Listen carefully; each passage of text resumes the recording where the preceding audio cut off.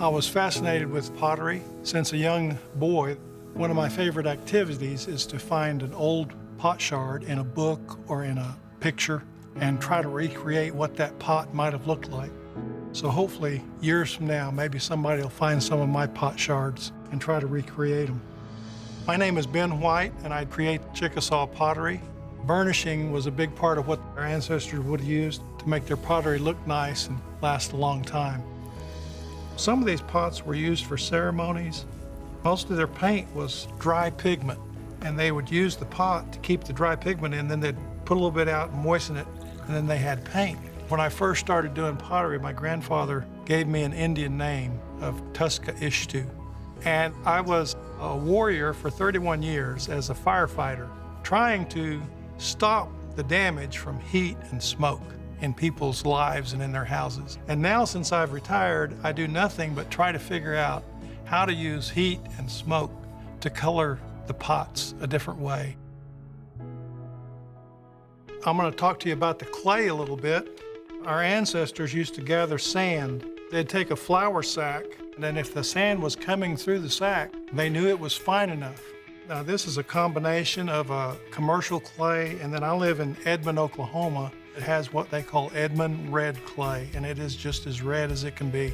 And I also add a thing called grog, which is basically pieces of pottery that have been ground up. It's a little bit like adding gravel to your cement when you mix it at home. If you don't put the gravel in there, it's not strong. This is called a pinch pot. So here we have what's basically a round ball. Now I'm going to take it and start putting my thumb into it, and I rotate it a little bit every time. Keep working our way around, pinching slowly, and the pot wall starts to thin out. Most of the clay projects were done by the women because the men were really kind of busy out hunting food. They pretty much had to start a pot that morning and work it all the way through in one day, because as they started, it was going to dry, and you really can't go back and re-moisten one. Our ancestors would have used something like a piece of leather, a gourd, but they would use that to scrape it. My favorite tool is a calendar. By just bending it a little bit and then scraping, and the high part comes off and the low part stays there. The designs were all kind of researched, and a lot of people say, well, this is a Chickasaw pottery, or this is a Choctaw pottery. They shared designs. If they liked somebody else's, they would borrow that design and use it. I'm just going to eyeball this one, which is probably what my ancestors did. You can see some of the tools I made here by hand out of bone that our ancestors would have used. This is my favorite tool here. It's a tiny wire bent around into a loop. It can actually gouge out a little piece of clay. Now it could use some high polish. And you can see by some of my finished pottery that there's a shine to it. And that's because it was burnished when it was in this stage right here. Burnishing, polishing, they're all the same process. It's just rubbing that smooth stone over that clay. It compresses that clay and puts a high sheen on it. This is my favorite stone right here, and I won't loan it.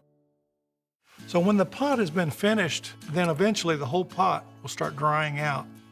And when it gets completely dry, I tell people wait till it's dry and then wait 2 more days. If you try to fire it with any moisture still in it, it breaks the pot. These pots were smoked. They're basically brought up to temperature and then put in a combustible material. I use sawdust and sometimes newspaper. And that extra carbon combines with the clay at that high temperature and actually becomes part of the clay. So even though it was reddish like this color when I started, it came out of the kiln looking like this. This is a little bit more modern technique. There was no carving on it and no design till I brought it out of the kiln with a tool like this and brought it out while it was hot. And take a feather, drop them there, it'll just explode. And I can use the horsehair and drop them on the pot. When the horsehair hits that very hot clay, it basically curls up, smells awful, but it smokes the clay. And again, that free carbon from the smoke combines with that hot clay to leave a mark. It's very interesting to see what my ancestors did and the kind of quality they came up with nothing but hand tools. And once you kind of incorporate that into your lifestyle, then I think you can add modern tools and modern techniques and still keep that spirit alive.